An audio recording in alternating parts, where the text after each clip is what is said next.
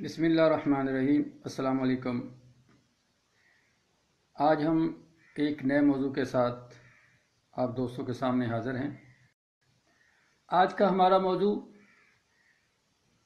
جسمانی کمزوری ہے۔ ہمارے بہت سے دوست، ہمارے بہت سے پڑھنے والے،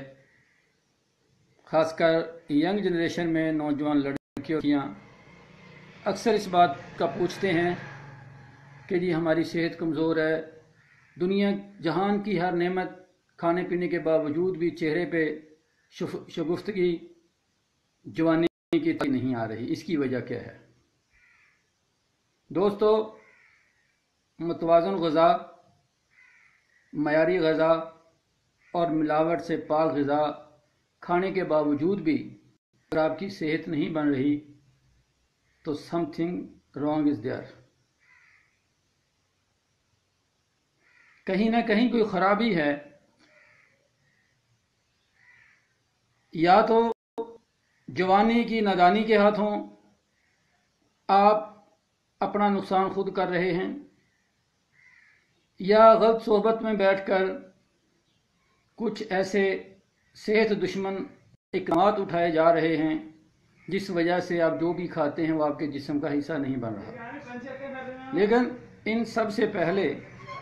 جسمانی میٹابولزم کا کمزور ہونا بھی اس بات کی نشاندہی کرتا ہے کہ آپ جو کچھ کھا پی رہے ہیں وہ آپ کے جسم کا حصہ نہیں بن رہا۔ ہمارے جسم کو تندرست و صحت رہنے کے لیے کم و بیش 118 عناصر کی ضرورت ہوتی ہے، اور وہ عناصر ہم اپنی کھائی پی جانے والی غذا سے حاصل کرتے ہیں۔ بھلے ہم سب کچھ کھائیں، اگر ہمارا معدہ اس کو صحیح طریقے سے ہضم کر کے ہمارے خون میں جذب نہیں کر پاتا تو اس کا مطلب یہ ہے کہ ہمیں وہ پوری توانائی یا ہماری درکار جو ایلیمنٹس ہیں وہ ہمیں میسر نہیں ہو رہے۔ تو لہٰذا سب سے پہلے کرنے کا کام تو یہ ہے کہ اگر خدا نخواستہ آپ کسی بھی صحت دشمن ایکٹیویٹی کے مرتکب ہیں تو اس کو چھوڑ دیں، کیونکہ ماہرین کہتے ہیں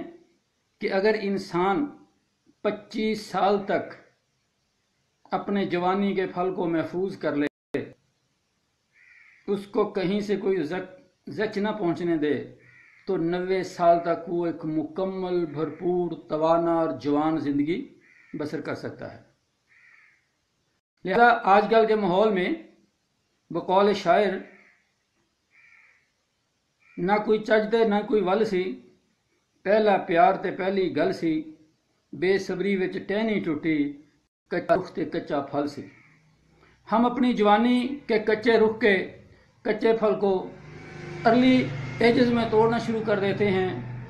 جو جب تک جوانی کی بہار آنی ہوتی ہے وہ سارے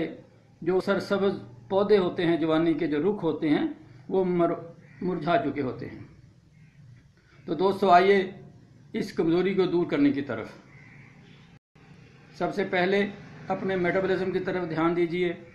جن لوگوں کو غذا ہضم نہیں ہوتی، بھوک بھی لگتی ہے، وہ کھاتے بھی ہیں لیکن جسم کا حصہ نہیں بنتی، تو انہیں چاہیے کہ وہ اپنی خوراک میں کم از کم 2 بار دن میں، آج کل موسم کی مناسبت سے موسمی کے جوس میں کالی مرچ اور کالے نمک کا پاؤڈر 1/4 چمچ ڈال کے کم از کم دن میں 2 بار لازمی استعمال کریں،